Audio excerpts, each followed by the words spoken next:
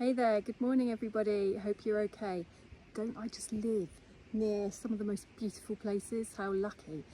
I was going to do a bit of brief content on empathy overload, what it is and how to prevent it. So if you're a very sensitive person, a very kind person, a compassionate person, you will be more likely to feel other people's pain, which is a real big gift, by the way. It's a huge gift to be able to truly empathise and understand where somebody is at in their own pain, not from your perspective but from theirs.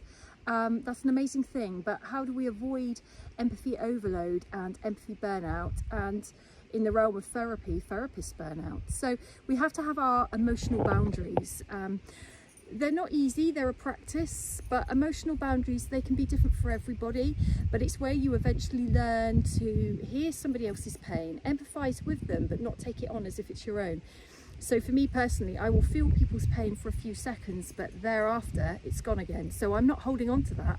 I'm not taking other people's pain on, but it helps me to have great clarity and insight on what somebody else is going through. Not from my perspective or my experience or what I think they should do. It's more about just feeling what they're going through, and then it's, I get it. I get where you're at. Empathy is about reaching to somebody with where they are in their process, but not getting stuck there with them. So it's like dipping a toe in the water and then taking it back out.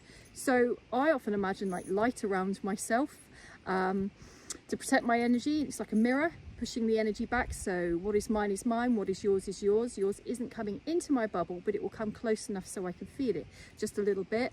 Using a lot of sage, a lot of incense, burning that in rooms where you've been empathizing a lot with people can be really helpful to transmute the energy that's left lingering in the air. But also, if you find that you struggle, that you get drained with other people's stuff because you don't know how to protect yourself, it's about limiting the amount of time that you're around somebody who may be struggling. So it might be that you think, actually I'm at capacity, or I'm really stressed myself, or I'm really exhausted, I can't see that person today, I might see them tomorrow instead.